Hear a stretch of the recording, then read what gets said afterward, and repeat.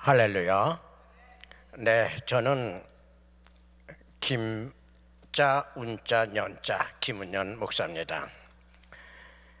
저는 자칭 1세대 목사라고 그렇게 불러요. 자칭입니다. 왜? 90년도에 동구권 선교사로 또 러시아의 선교사로 다녀왔고 또 은혜교회에서 98년도까지 부목사로 사역을 했었습니다. 네, 그래서 이만하면은 저도 자칭 1세대 목사라고 말할 수가 있겠죠. 네, 우리 한기영 목사님은 저의 나이는 거의 한 18년 정도 15년, 18년 정도 차가 나지만은 신학교의 한 해 선배세요. 네, 그래서 제가 머리 깎듯이 숙입니다. 감사합니다. 또 이 자리도 우리 한 목사님께서 이렇게 내주셔가지고 그 귀한 강단에 서게 된 거 우리는 우선 한 목사님한테 감사를 드리고 또한 하나님께 영광을 돌립니다. 저희 COR 선교회는 96년도서부터 이 선교회가 발족이 돼가지고 지금까지 만 18년째 이 사역을 감당하고 있습니다. 그래서 일단 우선 우리 선교회 회장님을 한번 소개할까 합니다. 이분이 아니셨으면 저희 선교회가 이루어질 수가 없었어요. 이분이 재정적으로 후원해주고 기도해 주셔가지고 지금까지 우리 선교회가 이루어지게 된 겁니다. 우리 박경민 회장님이면서 지금 남가주 사랑의 교회 장로님이십니다. 일어나시기를 부탁드리겠습니다. 네, 박수로 환영해 주세요. 네, 감사합니다. 그리고 그 다음에 우리 전도사님과 선교사님 어디 계세요? 다 일어나 주세요. 저희 팀원들인데 어디 계시죠? 네, 여기 혼혈인 연합회 서부지부 회장이세요. 그 다음에 우리 재소자 중에서는 혼혈인이 꽤 있습니다. 그분을 우리 혼혈인을 담당해가지고 지금 그분들을 면회 다니고 그분들을 영적으로 리더하고 계시는 아주 귀하신 분입니다. 네, 감사합니다. 네. 저희는 선교회가 약해서 그렇게 많은 팀원이 없어요. 죄송합니다. 우선 첫 번째로 우리 LA 카운티 제일은 캘리포니아 주에서 30%를 담당하는 카운티입니다. 넓이나 인구수로 봐서도 30%예요. 전체 캘리포니아의 그 주에서 말이죠. 그런데 거기에 시니어 패스터 우리 이병희 목사님, 영어로는 로버트 리 목사님을 제가 초청을 했습니다. 모셨습니다. 그리고 첫 번째로 나오실 때 우리 이병희 목사님이 말씀을 증거하시고 그 다음에 제가 또 말씀을 드리겠습니다. 우리 이병희 목사님 나오실 때 우리 큰 박수로 환영해 주시기를 바랍니다. 우리 이병희 목사님은 저의 상관이세요. LA 카운티 저는 클러지고 여기는 시니어 패스터이십니다. 감사합니다.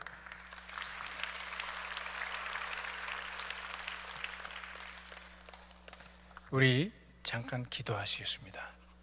좋으신 하나님 아버지, 좋은 금요일을 주시고 저희 성전으로 불러주시니 감사합니다. 이 시간 성령님께서 우리 내주하셔서 우리를 인도해 주시고 우리 중에 계셔서 우리 마음의 문이 열리게 해주시고 귀가 열리게 해주시고 참 하나님 앞에 도전받고 은혜 받는 귀한 시간 되게 도와주시옵소서. 예수님의 이름으로 기도드리옵나이다. 아멘. 김은년 목사님 겸손하셔서 그러신데 저보다는 넓은 범위를 커버하고 돌아다니시는 분이신데 저 LA 카운티하고 캘리포니아 스테이트하고는 게임이 잘 안 되는데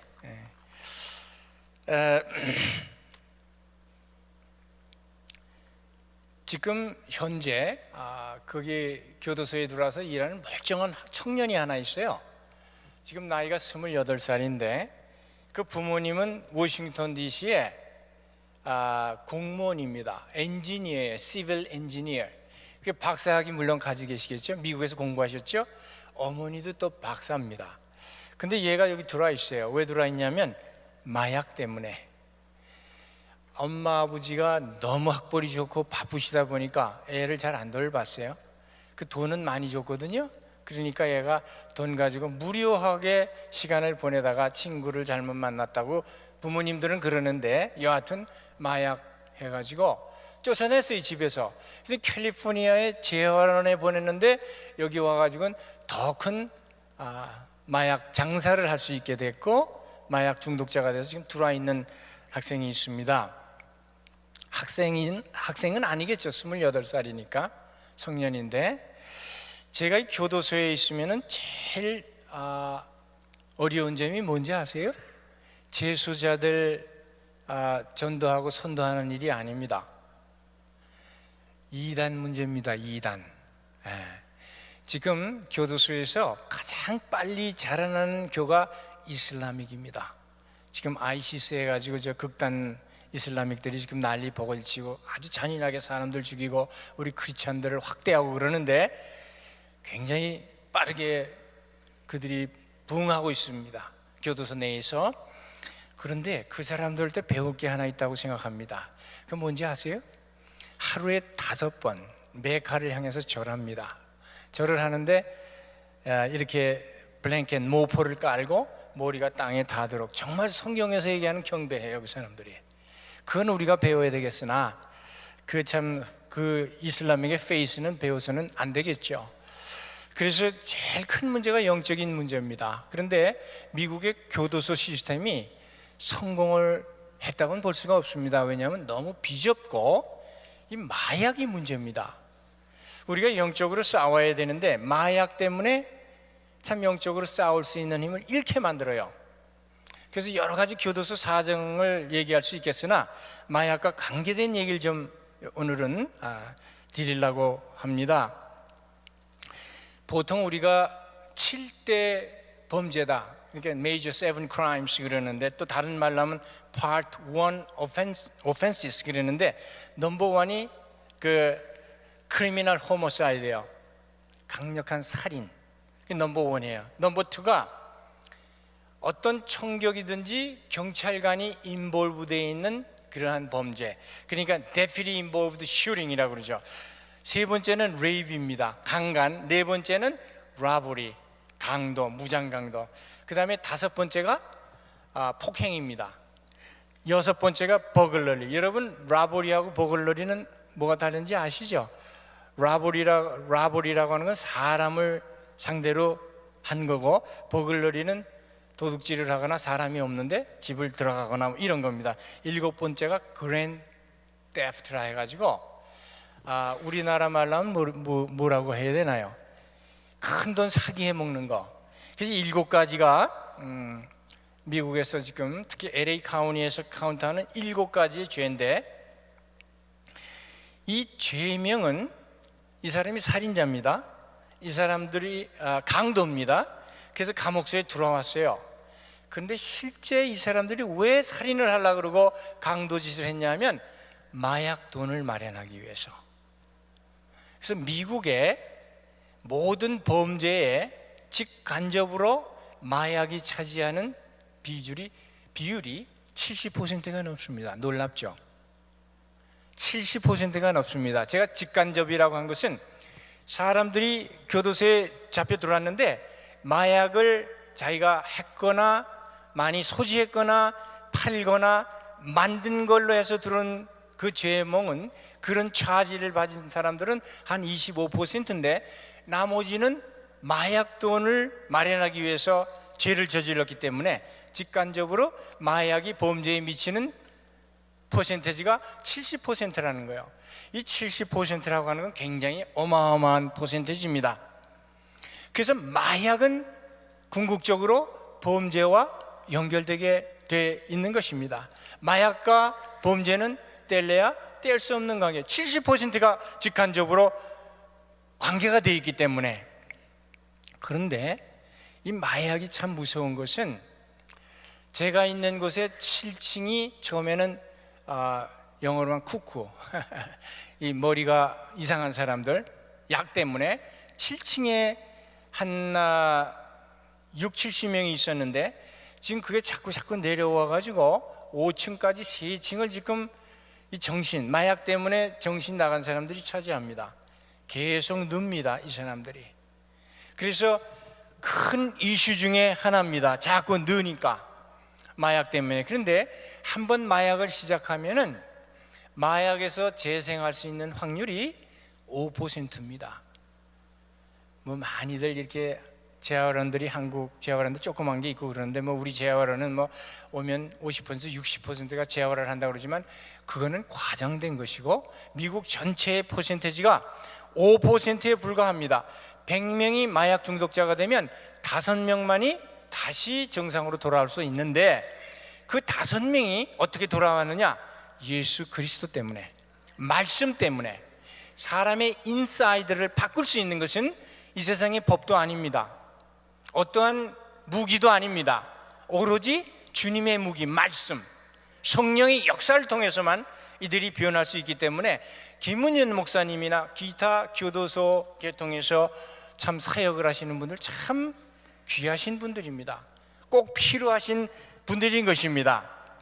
그런데 제가 지금 이 LA 교도소에만 있는 지는 15년이 됐는데, 가끔 이제 제가 뭘 쓰기 위해서 데이터를 내보니까 교도소에 들어와 있는 사람 중에, 물론 한국 사람은 많지 않습니다.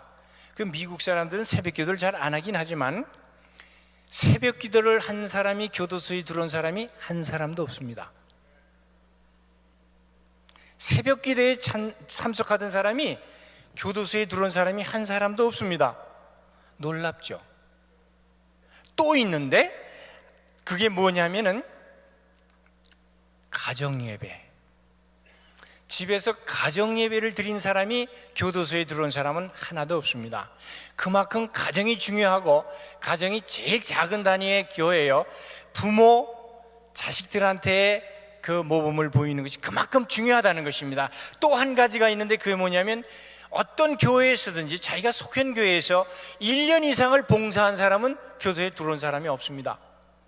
그만큼 주님을 위해서 교회에 헌신하는 것이 은혜스러운 것입니다. 여러분이 여기 와서 지금 예배를 드릴 수 있고, 여러분의 자녀들이 또 교회에 인볼브되어 있다면 그건 축복입니다.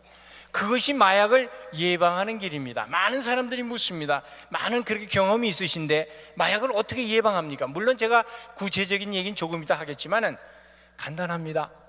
예수님 쫓아가면 되는 겁니다. 말씀으로 무장하면 되는 것입니다. 그래서 젊은 사람들이, 특히 한국 부모님들은 마약에 대해서 잘 모르시죠.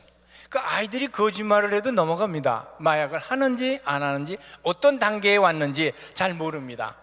그런데 제가 앞으로 얘기할 마약은 시간 관계로 다 일일이 나열할 수는 없지만, 마약이 제일 먼저 데미지를 주는 것은, 물론 입으로 먹었을 때는 간에 데미지를 주지만 이 머리에 데미지를 줍니다.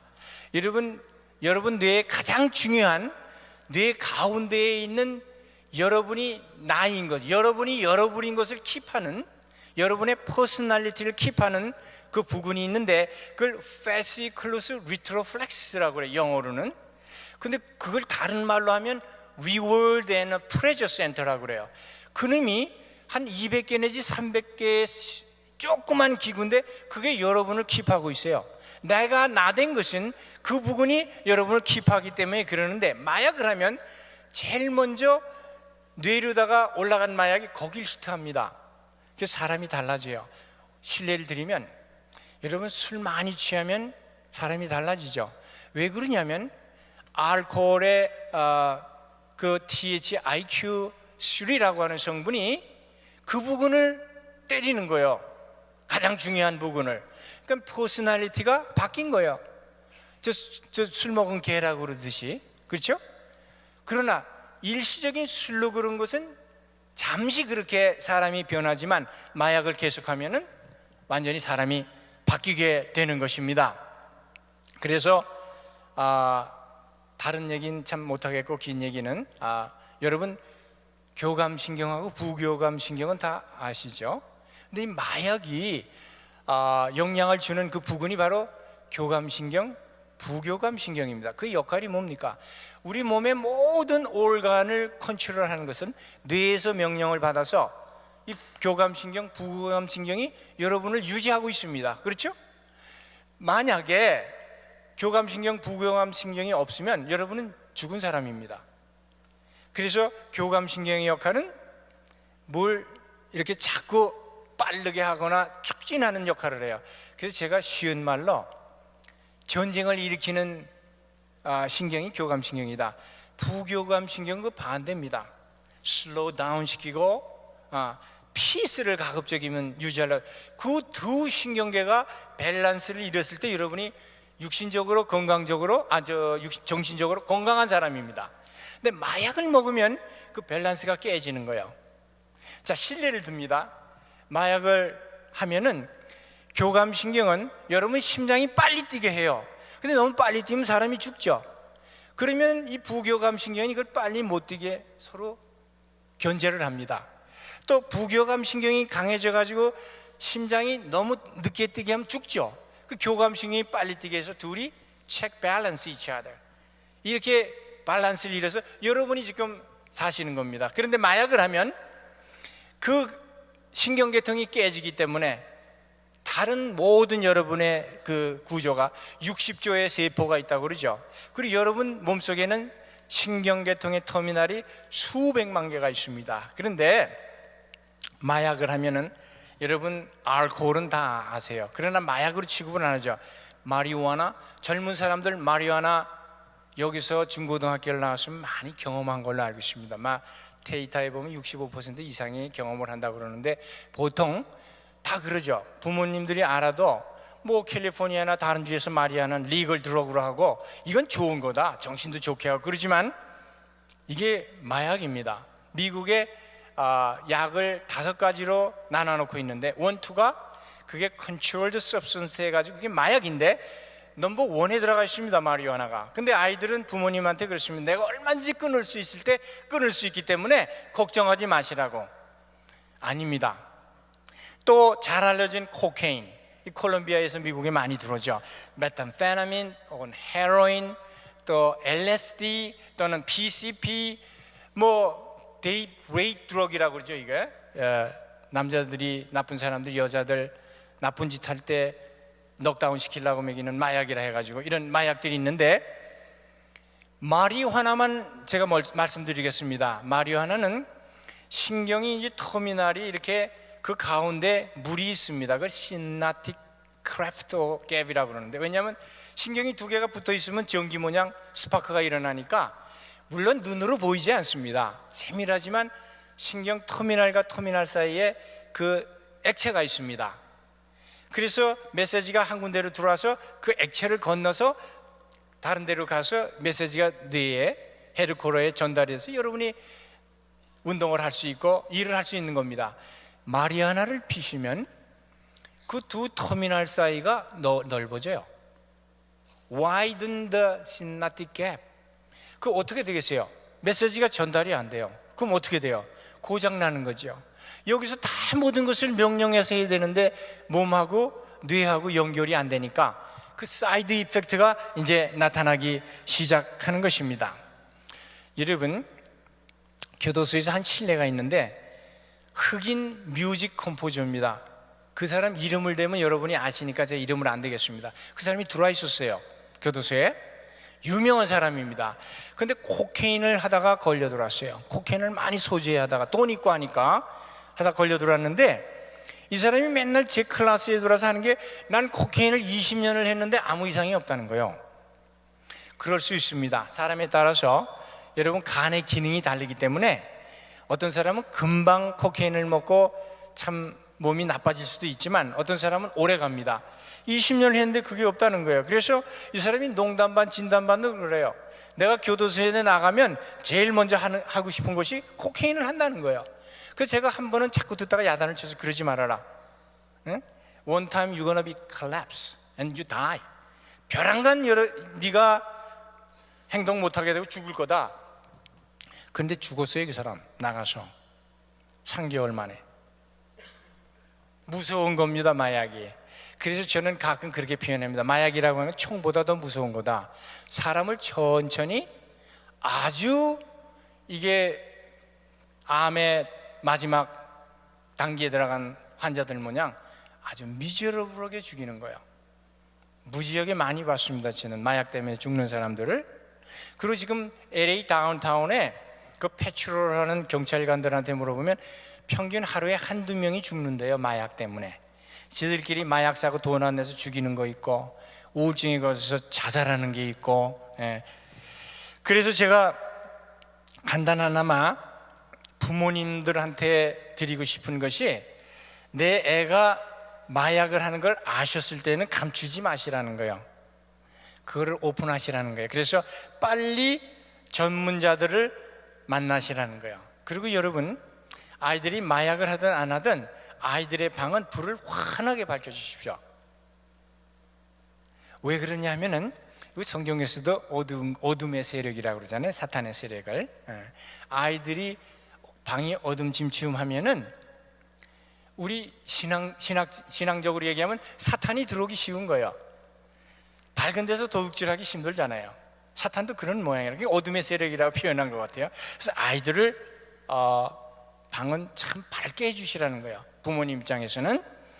그래서 마약을 대강 부모님들이 우리 애가 마약을 하나하나 할 때 이렇게 초기, 중기, 말기로 나눌 수 있는데, 한국 부모님들은 되게 말기 때 발견을 하십니다. 왜냐하면 마약에 대한 상식이 없으시니까. 아이들이 하면 믿고 그냥 넘어가는 거예요, 그러려니 해가지고. 그래서 제가 간단하게 얘기하면은 아이들이 그래요. 야, 엄마가 그러는데 신문에 났는데 보니까 애들이 요즘에 마약을 많이 한다.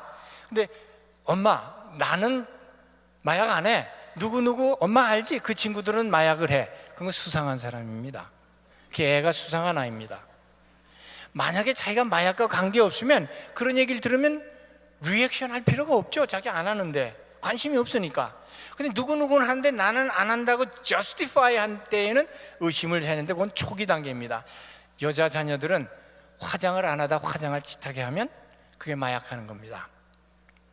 그리고 괜히 부모의 눈치를 본다든지, 필요 이상으로 벼랑간 친구들과 밤늦게 어울린다든지, 옷차림이 변하면, 마약을 하니까 정신이 없고 올가나이즈가 잘 안 되니까 모양도 잘 내고 참 이쁘게 옷을 입던 아이들이 옷차림이 변하면 좀 수상한 겁니다. 여기 초기고, 중기에 들어가면은 화나 짜증을 잘 내요, 애들이. 우리 애가 안 그랬는데 저놈이, 제가 왜 이렇게 짜증을 잘 내고 화를 잘 내나? 그럼 의심하셔야 돼요. 그 다음에 먹는 습관이 반해요. 밥을 아주 굶든가, 금식이 아니고 굶식, 오래 굶든가 밥을 먹기 시작하면 굉장히 많이 먹어요. 불규칙해요, 식사하는 것이. 그러면 이게 중기쯤 들어간 겁니다. 잠을 잘 때 나 무서워 뭐 이런 소리를 한다든지, 대화를 할 때 눈을 잘 안 맞추려고 그런다든지, 눈 그 흰자가 뻘개져 있다든지, 또는 같은 행동, 같은 말을 자꾸 치매가 걸린 사람 모양 반복을 한다든지, 학교 다니는 애들은 성적이 급격히 떨어져요. 그럼 이게 한 중기쯤 간 겁니다.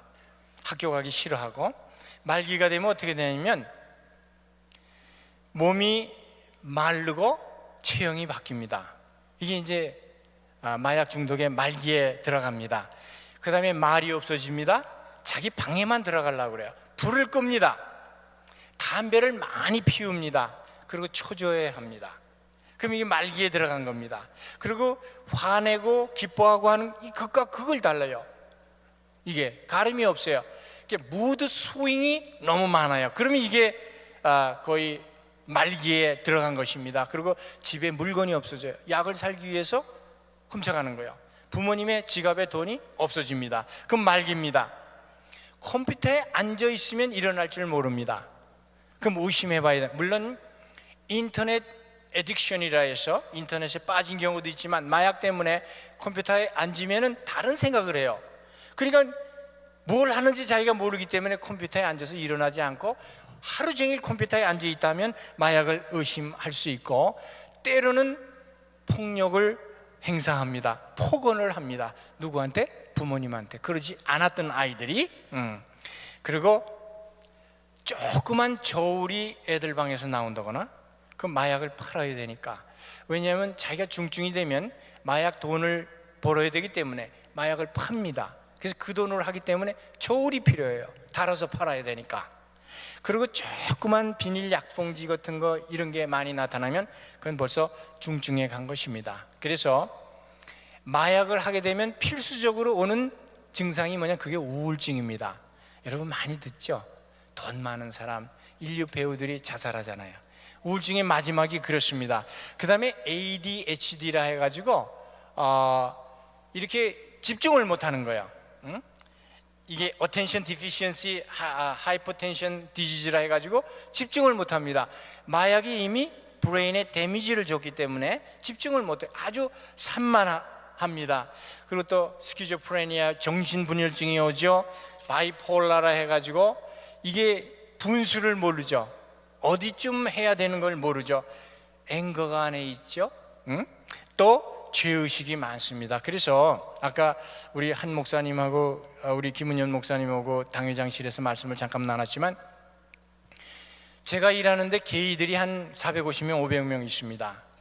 그 사람들이 대부분의 죄가 마약 때문에 들어왔습니다. 왜 그런지 아십니까? 사람이니까. 아무리 이 호모섹슈얼리티, 게이를 합법화해주고 정당화시키려고 해도 자신들에게는 죄의식이 있는 겁니다. 그 죄의식을 뭘로 이 사람들이 메이크업 하려고 그러냐? 마약으로. 그 돈이 많거든요. 여러분, 게이들은 잘 살고 학벌이 굉장히 높습니다. 뭐 연예계, 뭐 디자인계, 뭐 이런 특수한 데에 또 이런 음악 계통, 뭐 뮤직 컴포즈를 한다는 이런 계통이 있기 때문에 학벌도 높고 많이 경험도 있고 돈이 많은 사람들입니다. 그러니까 그럴수록 이 가슴에 죄의식이, 길티 필링이 있는 겁니다. 그래서 마약을 하는 거예요. 그래서 여러분, 목사인 저로서는 여러분 사실은 의사들은 드럭 에딕션을 디지즈라고 그래요. 디지즈, 병이라고 그럽니다. 근데 저는 목사이니까 그거를 디먼 포제스 됐다고 봅니다. 왜냐하면은 아까 처음에 말씀드렸듯이 우리 교도소에 처음에는 한 플로어, 거기면은 한 200명 들어가는 한 플로어만 마약 때문에 정신이 돈 사람이 있었는데 지금은 3층입니다. 불과 그 7년 만에 그렇게 늘었습니다. 그래서 물론 아무나 가서 카운셀링을 못합니다. 그 특수 카운셀링을 받은 사람만 갈 수 있는데, 그 마약 때문에 정신병자가 생긴 사람들한테 가서 뭐 여러분 중에서도 디몬 포제스 된 거를 캐스트 아웃하는 능력을 받으신 분이 있으실 줄 믿는데, 그 사람들이 뭘 제일 싫어합니까? 예수 얘기만 나오면 제일 싫어합니다. 마귀들이 알아요. 가면 펄쩍펄쩍 튀죠 처음에. 근데 찬송하고 손 얹고 말씀하고 예수 얘기하면 까부러지죠 그 사람들이. 그래서 교도소에서는 그 사이키아트리스트, 이 정신병자, 믿는 정신병자 닥터와 저희들하고 굉장히 상호적으로 잘 일을 협조해서 코오디네이트, 코오퍼레이션을 잘합니다. 왜냐하면 믿는 정신과 의사이기 때문에 이게 약으로 될 수 있는 건지 아닌지를 알아요. 이 사람들이 신앙을 가지고 있는 정신과 의사니까. 그래서 저희들한테 리포럴이 와요. 목사님, 얘는 약을 먹여도 이건 가망도 없고 이거 보니까 영적으로 문제가 가면 맞습니다. 디몬 포제스 된 사람이 대부분 많아요. 그건 약이 뭡니까? 예수 그리스도 복음입니다. 어떻게 사람을 바꾸고 귀신이 자기의 모든 영을 포제스하고 있는데 그걸 어떻게 사람의 힘으로 내쫓습니까? 정신과 의사들이 가지고 있는 이 세상에 나온 가장 업데이트된 약으로도 못한다는 거예요. 그분들이 실제 저한테 증언을 합니다. 그리고 실제 많은 디몬들을 쫓아낸 경험이 있고요. 그래서 제가 마지막으로 에베소 6장 13절에서 18절 말씀을 여러분하고 한번 같이 나눠보려고 합니다. 13절이 그러죠. 그러므로 하나님의 전신 갑주를 취하라. 이는 악한 날에, 지금이 악한 날 아니겠어요? 여러분, 교도소에 들어갈 때 어떨 땐 제가 숨 막힐 때가 있습니다. 분위기만 어수룩한 게 아니라 영적으로 아주 사탄의 세력이 굉장히 센 데입니다. 그래서 기도 없이 말씀으로 무장하지 않고는 그 사역을 감당할 수 없는 데거든요. 정말 악한 때입니다. 근데 그 교도소는 더 악합니다. 그래서 이렇게 에베소서 얘기합니다. 악한 날에 너희가 능히 대적하라 그랬어요. 여러분, 마약, 사탄의 세력은 대적하는 거예요. 하나님이 용서해주고 사랑을 베풀라, 뭐 그저 100번이라도 참고 인내하라 그랬는데 마귀만은 대적하라고 그랬잖아요. 그래서 이어서 모든 일을 행한 후에 서기 위함이라, 우리가 승리하기 위해서 그렇다는 거예요. 그래서 쭉 무기가 나오죠. 허리에는 진리의 허리띠를 대라. 진리, 말씀입니다. 가슴에는 의의 흉배를 달아라. 사단의 불의한 미혹에 넘어가지 말아라는 거야. 발에는 복음의 신을 신으라는 것이죠, 여러분. 또 손에는 두 가지를 주셨어요. 믿음의 방패, 우리가 말씀으로 준비하고 대적하고 하는데, 또 하나는 성령의 검이죠, 성령. 그런데 우리가 바울 서신을 보면 에베소서와 갈라디아서를 비교해 보면 말씀 충만이, 바울은 성령 충만이라고 했습니다. 성령 충만이 말씀 충만입니다. 쉬운 말로, 여러분, 성령님이 충만하면 기도 안 하시고 말씀 안 읽으세요? 자동으로 되잖아요. 그 같은 맥락으로 바울은 말씀 충만, 성령 충만을 그렇게 표현을 했습니다. 마지막으로 머리에는 구원의 투구를 써라. 아까 우리 한경 목사님 말씀하셨는데, 구원의 확신, 이게 승리의 도구 아니겠어요? 마지막에 우린 구원 백성이에요. 바울이 그래서 감옥에 갇혀 있으면서 외부 사람들한테 기뻐하라 그랬는데 왜 그랬어요? 육신적으로는 괴로웠죠. 그렇지만 난 구원 백성이라 하나로 모든 것을 이길 수 있었기 때문에 밖에다 대고 기뻐하라.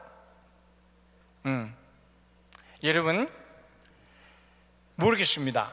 가족 중에 누가 마약 중독됐는지, 가족 중에 교도소에 들어가 있는지, 또 여러분 자녀들이 의심스러운지는 모르겠으나 가정에서부터 가정 예배를 드리십시오.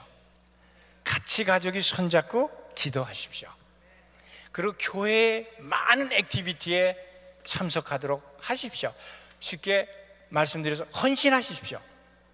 여러분, 내가 남은 시간, 남은 짜들에기 돈 가지고 하나님 섬기는 그런 미련한 사람이 되시지 말라는 것입니다. 그러면 마약 걱정할 필요 없습니다. 감옥 세월 걱정하실 필요 없습니다.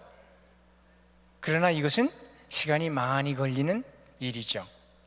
우리가 평생 성화하는 것과 똑같이 여러분, 가정에서 자녀들에게 본이 되는 신앙인이 되시기를 축원드립니다. 기도하시겠습니다. 살아계신 하나님 아버지, 저희들의 심령 중심을 너무 잘 아셔서 하나님께서 늘 준비시켜 주시고 필요하고 참 물가로 인도해 주시지만 저희들이 죄성이 많고 불순종의 자녀들이었기 때문에 하나님, 고민도 많고 번미도 많고, 특별히 오늘 저녁에 마약 문제로 은혜를 나누고 도전을 받았습니다.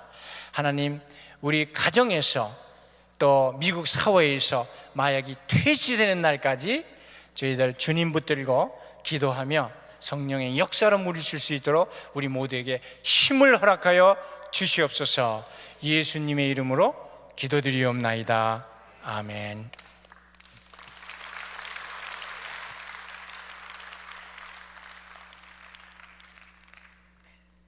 수고하셨습니다.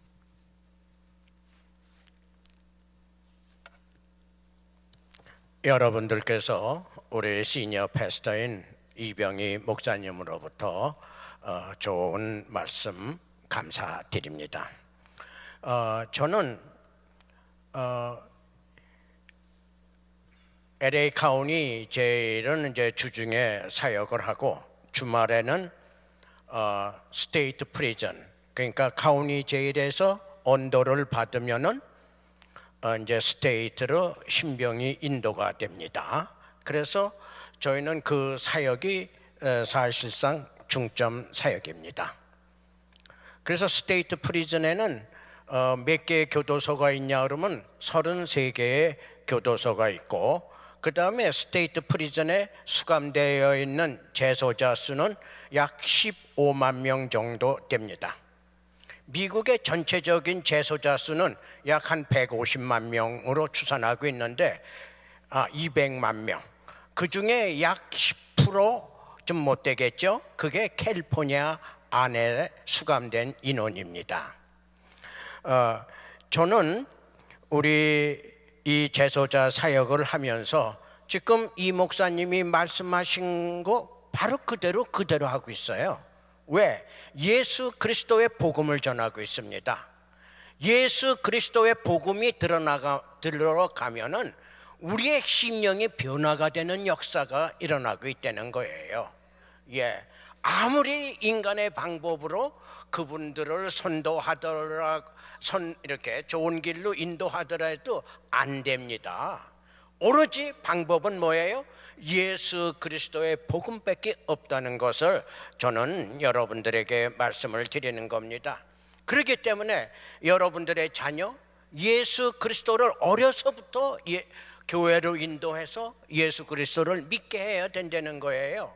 성령 충만함을 그들이 받아야 된다라는 그 말씀을 여러분들에게 드리는 것입니다.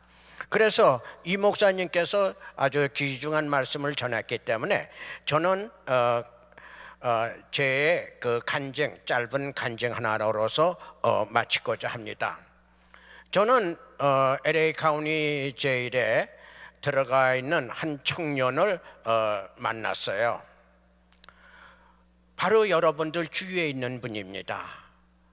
그 엄마가 저를 누구누구 소개에 의해서 와서 한없이 눈물을 흘리시더라고요. 너무나 눈물을 많이 흘려요. 그래서 저도 그 형제 때문에 많이 울었습니다.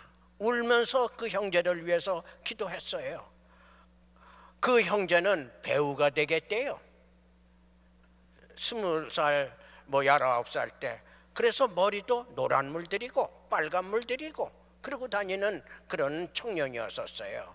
그러다가 이렇게 사고가 나서 LA 카운티 제일에 수감되어 있었습니다. 그때 이제 만났습니다.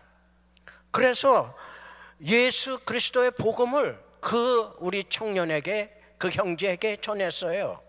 그러면서 제가 오늘 저도 이 에베소서 4장 23절과 24절 말씀을 많이 인용하는 말씀입니다. 우리 제소자들에게 오직 성령으로 새롭게 되어 하나님을 따라 의와 진리의 거룩함으로 지으심을 받은 새 사람을 입으라 라고 그렇게 마셨어요. 우리가 예수 그리스도의 복음을 접하게 되면은 어떻게 돼요? 새 사람이 된다라는 그 말씀인 것입니다. 그래서 저는 그 청년에게 하나님의 말씀, 이 말씀을 가지고 그 형제한테 이렇게 쭉 대화를 하면서 말씀을 전했습니다. 그랬더니 이 형제가 변화가 되기 시작을 하는 거예요. 복음을 그대로 받아들이는 거예요. 예. 그러면서 그 안에서 기도를 하더라고요. 예. 열심히 기도했어요. 그 형제를 일주일에 한 번씩 만나러 가고 또 출소 후에도 지금까지도 일주일에 한 번씩 만나서 그 형제를 이렇게 상태를 제가 감시하는 거죠. 또 바른 나쁜 길로 가나 안 가나. 그렇지만 이제는 걱정할 필요가 없는 단계까지 왔어요. 참 우리 참 좋으신 하나님, 우리 이 청년을 주님께서 구원해 주시더라고요. 제가 18년 동안 이 사역을 하면서 반 변호사가 됐어요. 그래서 어떤 죄 그러면 너는 몇 년 살아야겠구나 하는 것이 제 입장에서 딱 나옵니다. 그대로 맞아 떨어집니다. 예, 그래서 그 형제가 3년 정도는 살아야 되겠구나라고 제가 생각을 했더랬습니다. 그리고 변호사하고 통화를 해서도 변호사가 똑같은 얘기를 해요. 아마 3년 정도는 있어야 될 거요. 그러더라고요. 그런데 얘가 하나님 앞에 부르짖고 간구하며 기도하고, 또 어머니가 새벽 예배에 나가서 주님께 부르짖고 간구했어요. 그런 결과 얼마 나왔는지 아세요? 365일이 나온 거예요. 아멘. 너무나 감사한 거예요. 그래서 요새 카운티 제일에 돈이 없어가지고 우리 재소자들을 많이 조기 석방을 하고 있습니다. 그런데 LA 카운티 제일이 아무리 돈이 없다 하더라도 한 3개월은 30%는 살게 만들거든요. 그렇죠, 목사님? 보통 30%는 살게 만들죠. 그래서 365일이면 1년이니까 3개월은 살아야겠구나, 그렇게 생각을 했습니다. 그런데 하나님께서 역사하셔가지고 3주 만에 출소를 하더라고요. 예. 그러면서 그 청년이 하는 말이 그거예요. 내가 왜 감옥소에 들어갔고, 내가 감옥소 안에서 주님을 만나면서 주님께서 나에게 성령 충만함을 내려주셨고, 하나님이 나를 위해서 바라는 그 뜻을 온전히 깨달았다고 얘기하더라고요. 그래서 내가 왜 대학을 가야 되고 내가 앞으로 뭐가 되어야겠다 하는 그 목표가 생겼다는 거예요. 많은 우리 재소자들은 그 목표가 없어요. 미워해요, 다른 사람들을요. 그 재소자들이 제일 미워하는 사람이 누군지 아세요? 변호사예요. 예. 판사나 검사를 미워하는 게 아니라 변호사를 미워해요. 왜 그러겠어요? 다른 사람을 보니까 열심히 변론을 해가지고서 나왔다, 그것만 계산을 하는 거예요. 그렇지만은 변호사는 법 테두리 안에서 일을 하고 법 테두리 안에서 일을 하는 게 아니겠습니까? 그런데 그건 생각하지 않는 거예요. 내가 출소되지 못한 것은 누구의 죄예요? 변호사가 잘못했기 때문에 내가 교도소에서 오래 살고 오래 형은 받았다라고 그렇게 생각을 하고 있는 거예요. 바로 미움이 싹튼 겁니다. 그래서 출소해서 제일 먼저 자기가 해코지 할 사람은 변호사라고 그래요. 우리가 보통 검사라고 많이 생각할 수가 있죠. 근데 그렇지가 않아요. 그런데 이 형제는 왜 대학을 가며 또 대학을 졸업한 후에 내가 무엇을 해야겠다는 그 목적을 확실히 깨달은 거예요. 어디에서? 예수 그리스도의 복음 안에서 깨달은 거예요. 그래가지고 커뮤니티 칼리지를 들어갔어요. 이 청년이 원 서미스터에 18유니트를 신청을 한 거예요. 공부하기가 쉽지 않았죠. 그동안에 많은 방황을 했는데 공부하기가 그렇게 쉽겠어요? 그런데 주님 앞에 기도하면서 열심히 공부해가지고 GPA가 3.2가 나온 거예요. 그러고서 한 닷새 전에 저한테 전화가 왔어요. 목사님, 나 지금 자기가 제일 걱정하는 피직 그 과목이 있는데, 목사님 나 그거 89% 받았어요 라고 좋아하더라고요. 왜? 최고로 많이 받은 사람이 84%를 받았대요. 자기가 두 번째래요. 왜? 거기서 그 커런트 GPA가 3.3을 넘어야나 트랜스퍼 원하는 대학에 들어갈 수가 있다는 거예요. 그래서 목사님, 다른 건 다 A 플러스를 받았는데 바로 PG 과목이 제일 걱정이었는데 그거를 79% 받았기 때문에 이제는 GPA가 3.4 나오게 됐어요. 그렇게 얘기하더라고요. 그래서 지금 칼스테이트 산루이스 오비소포, 칼스테이트 포모나를 지금 어플라이를 했어요. 앞으로 1월달이, 내년 1월달이면 분명하게 합격 통지서를 전 받을 줄을 믿고 저도 그 형제를 위해서 간절히 기도하고 있습니다. 주님께서 역사하신 거예요. 걔는 처음 만났을 때 너 UCLA 갈 수가 있어, 그렇게 제가 그 형제한테 얘기했어요. 했더니 아니 목사님, 내가 어떻게 UCLA를 가요? 도저히 있을 수 없는 일이에요. 그렇지만 네가 예수 잘 믿고 주 예수 그리스도의 그 사랑 안에서 너 자신을 네가 발견하면은 너는 할 수 있어라고 그 형제한테 얘기를 했어요. 실제로 그 사건이 벌어진 거예요. 요 사이는 이제 엄마가 이제 그 아들이 잘 나가고 있으니까 새벽 예배에 불참하는 때가 많은가 봐요. 예, 다 그렇지 않아요. 네, 그러니까 그 아들이 엄마를 깨우는 거예요. 내가 지금 공부하기 얼마나 힘든데 왜 새벽 예배 안 가고 잠만 자? 하고서 지네 엄마를 깨서 새벽 예배에 출석시킨다고 그러더라고요. 네. 근데 그 형제는 너무나 아주 귀해요. 예, 저는 하나님께 영광 돌립니다. 그런 형제를 만나게 해주신 거에 대해서.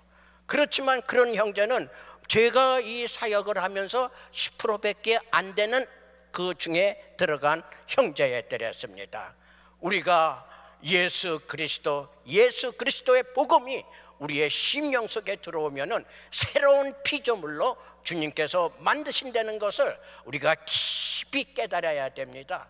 그래서 우리 형제들, 우리 어린 자녀들을 두신 여러분들께서 교회에 꼭 데려 나오셔가지고 주님을 영접할 수 있게끔 그렇게 하십시오. 그러면은 모든 것이 해결되는 역사가 일어난다는 것을 저는 여러분들에게 말씀을 드립니다. 지금도 이 시간에 LA 카운티 제일이나 오렌지 카운티 제일에 수감되는 인원수가 한국인으로서 분명히 3사람 내지 4사람은 오늘 이 시간에도 오늘도 아마 체포돼서 수감이 된 거로 알고 있습니다. 평균적으로 그렇게 돼요. 참 너무나 가슴 아픈 내용입니다. 우리 이 목사님께서 말씀하셨죠? 새벽 예배 드리는 자녀들은 절대로 삐뚤어 나가지 않는다. 가정 예배를 드리는 자녀는 삐뚤어 나가지 않는다. 맞습니다. 여러분들 안에서 성공된 자녀를 여러분들이 키우고 싶다 하면은 예수 잘 믿게 하는 길밖에 없다는 것을 여러분들에게 분명하게 말씀을 드립니다.